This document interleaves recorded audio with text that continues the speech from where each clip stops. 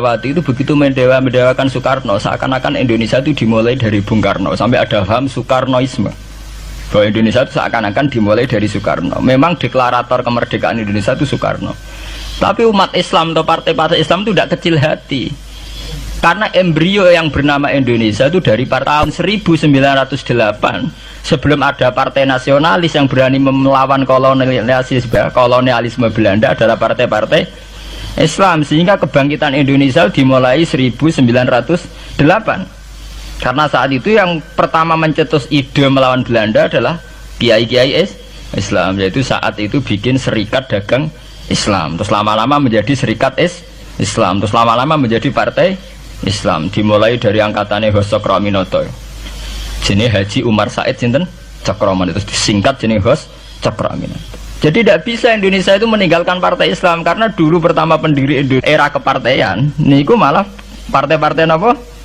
Islam yang lahir di Solo, di Jogja.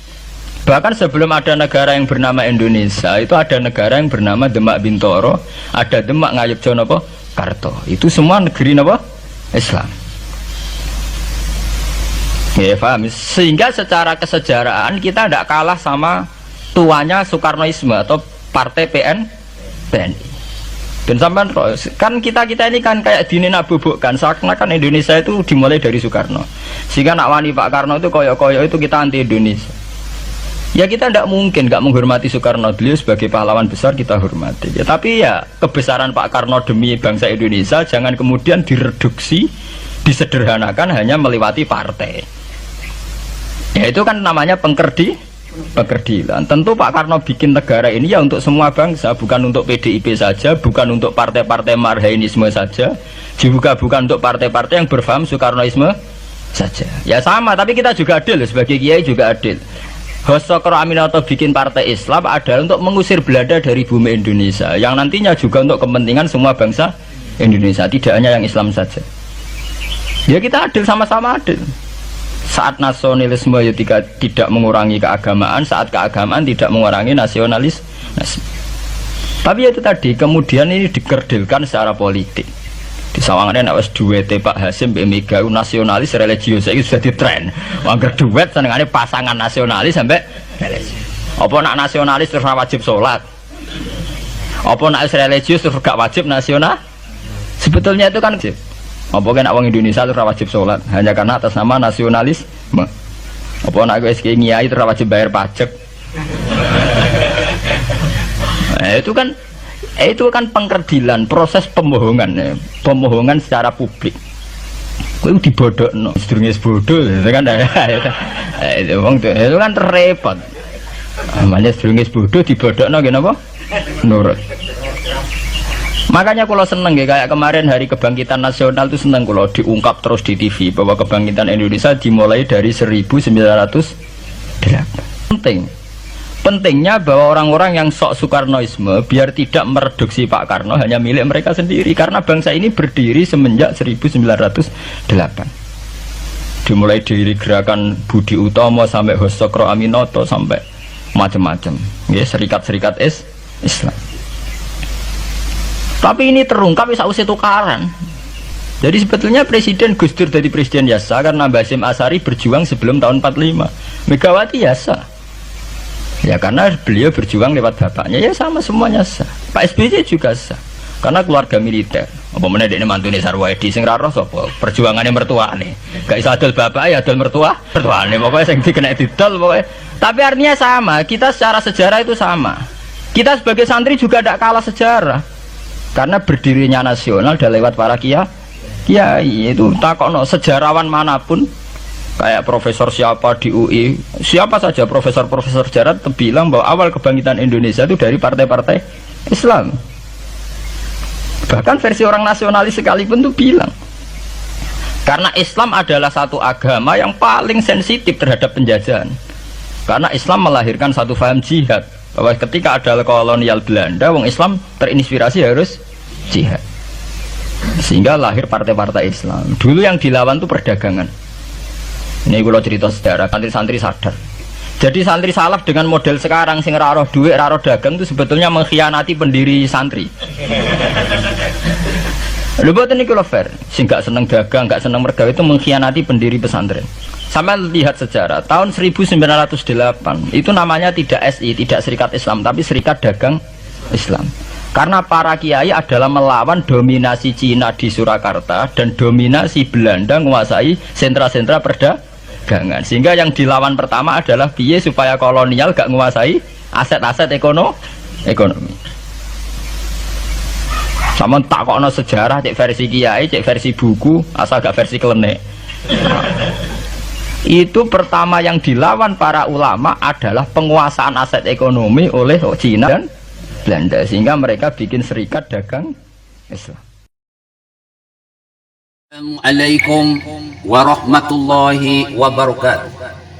Ibu bapak hadirin pemuda-pemudi sebangsa setanah air dimanapun kalian berada, dari Sabang sampai Merauke, dari dalam Indonesia hingga keluar Indonesia, kembali lagi bersama Gus AA dalam channel Tanda Tanya Politik.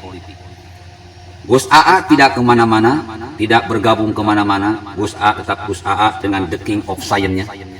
Revolusi otak, revolusi akhlak, revolusi mental untuk mengindonesiakan orang Indonesia, mempancasilakan orang Indonesia, memerah putihkan orang Indonesia. Dengan kata lain, mengislamkan orang Islam agar menjadi Islam sejati, mengkristenkan orang Kristen agar menjadi Kristen sejati, menghindukan orang Hindu agar menjadi Hindu sejati, membudakan orang Buddha agar menjadi Buddha sejati, mengkongucukan orang-orang Konghucu agar menjadi Konghucu sejati, dan lain sebagainya. Negara ini negara yang sangat indah, negara yang merupakan surganya dunia. Negaranya luas, subur, makmur, berpulau-pulau, dipisahkan oleh lautan yang di dalamnya bermacam-macam ikan, kambang, dan lainnya yang ada di dalamnya. Izinkan pada kesempatan ini Gus A membahas masalah NKRI bukan milik PDIP, dan juga Megawati jangan terlalu mendewa-dewakan Soekarno. Saya sampai tersenyum-senyum melihat video dari Gus Baha ini. Sebetulnya yang ginian gak perlu dibahas oleh Gus Baha, karena yang ginian sudah masuk ke ranah khilafiyah. Kalau dibahas jadi gibah, kalau misalkan ada kenyataan jadi gibah, kalau salah jadi fitnah. Untuk menghandle gibah dan fitnah yang terjadi dalam video Gus Baha, tentu saja saya harus memberikan backup, penyeimbang, biar nanti rakyat Indonesia bisa tercerahkan, tidak tersesatkan. Berbicara NKRI ini bukan milik PDIP, ya memang bro, memang benar NKRI ini bukan milik PDIP. Tapi PDIP ini adalah partai pemenang pemilu yang masanya sangat banyak. Jadi ini harus dicatat. Betul, negaranya bukan milik PDIP. Tapi ingat, PDIP adalah pemenang pemilu berkali-kali. Mungkin separuh dari rakyat Indonesia ini sudah berbendera PDIP. Ya karena PDIP adalah partai yang paling konsisten, bro, memperjuangkan merah putih, Pancasila, dan UUD 1945. Yang paling konsisten menjaga paham Soekarno. Itu PDIP paling konsisten. Makanya saya pernah bilang, kalau ingin belajar nasionalisme, belajarlah pada PDIP. Kalau pengen belajar Pancasila, belajarlah pada PDIP. Karena ketua umumnya itu Putri Soekarno, yang namanya Megawati. Megawati ini ketua umum terlama saat ini. Megawati ini merupakan satu-satunya wakil presiden dari golongan wanita, dan sekaligus presiden satu-satunya dari golongan wanita. Betul, negara ini bukan milik PDIP, tapi PDIP lah yang menjaga negara ini dari kehancuran nasionalisme, Pancasila, kebinekaan, dan merah putih. Dia yang paling konsisten memperjuangkan semuanya. Makanya dari tadi saya membuat sebuah video, orang-orang hebat akan melahirkan orang-orang yang hebat. Megawati sudah melahirkan orang hebat seperti Jokowi, Ahok, Risma hari ini, Ganjar Pranowo, dan Gibran, yang akan menjadi pemimpin estafet ke depannya. Jadi perjuangan dari PDIP ini patut diacungi jempol. Yang kedua, Megawati jangan terlalu mendewa-dewakan Soekarno. Sebenarnya katanya terlalu ngeri-ngeri sedap, mendewa-dewakan. Ini nggak boleh muncul kata-kata mendewa-dewakan. Ini namanya kalimat provokatif. Dibahas kalau benar gibah, kalau salah fitnah. Nanti kita buktikan. Saya berani katakan, tidak ada Indonesia jika Soekarno tidak memproklamasikan kemerdekaan RI. Tidak ada NKRI tanpa Soekarno, itu betul. Karena Soekarno adalah summa awrasnal kitab alladzina astafaina min ibadina. Pilihan Allah yang diberikan warisan Al-Quran berupa Indonesia. Dialah yang paling gigih memperjuangkan Indonesia. Dialah yang paling gigih melakukan negosiasi dengan Belanda, Jepang, bangsa-bangsa lain, sehingga dikenal oleh seluruh bangsa-bangsa. Dia dibuang karena berbahaya berkali-kali, tapi tidak berhenti, tidak surut. Ini Soekarno dicintai oleh rakyatnya karena nyata perjuangannya, tidak hanya untuk satu agama tetapi untuk semua agama, tidak hanya untuk satu suku tapi untuk semua suku, tidak hanya untuk satu golongan tapi untuk semua golongan, tidak hanya untuk satu nasab tapi untuk semua nasab. Tak ada Soekarno, tak ada Indonesia. Catat itu baik-baik. Allah menurunkan sang pajak untuk Indonesia. Ya ayyatuhan nafsul mutmainnah, hei orang-orang yang berjiwa tenang. Ketenangan Soekarno dalam melawan penjajah, melahirkan kemerdekaan dengan tanpa perlu berdarah-darah, mengorbankan nyawa rakyat, tapi kemerdekaan diperoleh dengan sangat mudah. Ketika itu, kenapa harus Soekarno yang memproklamasikan kemerdekaan? Padahal kan masih banyak Muhammad Yamin, Dr. Supomo, Kiai Haji Agus Salih, mungkin Kiai Haji Hashim Asy'ari. Kenapa tidak mereka? Ya karena Soekarno ini satu-satunya harapan bangsa Indonesia. Jadi kalau sekarang di polling, kalau ada yang namanya survei, Soekarno itu sudah mencapai presentasi 99%. Rakyat Indonesia menginginkan Soekarno jadi presiden Indonesia. Tidak ada lawan. Selain dikenal di dalam negeri, Soekarno dikenal di luar negeri, dikenal oleh kerajaan Belanda, dikenal oleh kerajaan Jepang. Makanya diculiklah Soekarno agar segera memproklamasikan kemerdekaan RI tanggal 17 Agustus 1945. Kenapa harus diculik? Pertanyaannya kenapa harus diculik? Ya karena cuma Soekarno yang bisa memberikan kemerdekaan saat itu dengan membacakan teks proklamasi. Jadi jelas dong, tak ada Indonesia jika Soekarno tidak membacakan teks proklamasi. Tak ada Indonesia jika tak ada Soekarno. Mungkin selamanya kita akan terus berperang. Seperti Jazirah Arab, berperang tanpa henti, ujung-ujungnya pada mati sendiri. Nggak ada gunanya. Peperangan masih dilakukan oleh kiai, ajengan, habaib. Karena suatu permasalahan tidak bisa diselesaikan dengan perang. Bukannya menang, malah hancur lebur. Terbukti 350 tahun Indonesia berperang melawan jajah Belanda. Penjajah Belanda, kemerdekaan belum juga datang.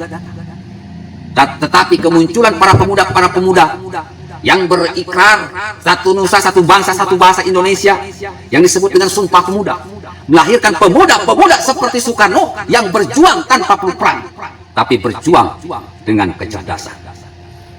Perjuangan dengan pedang tidak akan pernah kita menang. Perjuangan dengan otak, disitulah kemerdekaan kita raih dengan mutlak.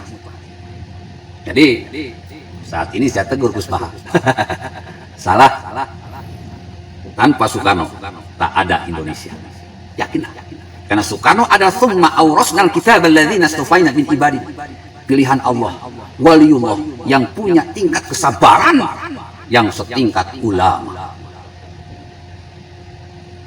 Coba perhatikan, ketika beliau wafat, beliau dipitnah dengan istilah PKI, terlibat PKI. Seorang proklamator sejati dipitnah sebagai PKI. Adakah saat itu ulama yang bela? Adakah satu kiai ajangan habaib yang bela?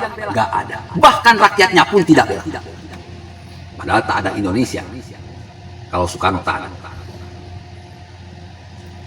Di hari kematiannya, Soekarno menangis di dada Muhammad Hatta dalam kondisi yang mengerikan, tubuhnya penuh lubang, sudah mulai membusuk. Karena Soeharto memang memenjarakan Soekarno tanpa pengadilan. Sakit Soekarno memang diperiksa, tetapi tidak dikasih obat. Sekarang kalian pikir, kalau kalian punya penyakit, diperiksa oleh dokter, tapi tidak dikasih obat, kira-kira sembuh atau membusuk? Jelas membusuk, bro. Itulah kejamnya Soeharto. Maka barang siapa rakyat Indonesia yang mendukung Soeharto dan keluarga Soeharto, berarti mereka adalah pengkhianat Indonesia. Jadi kalau sekarang keluarga Megawati disebut sebagai PKI, wajar. Karena yang nyebut PKI pasti antek-antek Orde Baru. Karena cuma Soeharto yang berani mengatakan bahwa Soekarno terlibat PKI. Jadi jelas penjahatnya siapa? Soeharto. Orang-orang yang mengangkat isu NKRI bukan milik PDIP pasti antek Soeharto. Orang yang mengatakan bahwa jangan mendewa-dewakan Soekarno, itu pasti antek Soeharto, karena Soeharto tidak punya jasa sebesar sehebat Soekarno. Akhirnya nama baik Soekarno terus-menerus dijatuhkan dengan fitnah-fitnah yang kurang ajar. Di sini saya kadang merasa prihatin kalau ada ulama sekelas Gus Baha ikut-ikutan menggibah dan memfitnah. Dan saya pun betul lah, perjuangan ini memang dipelopori oleh para ulama.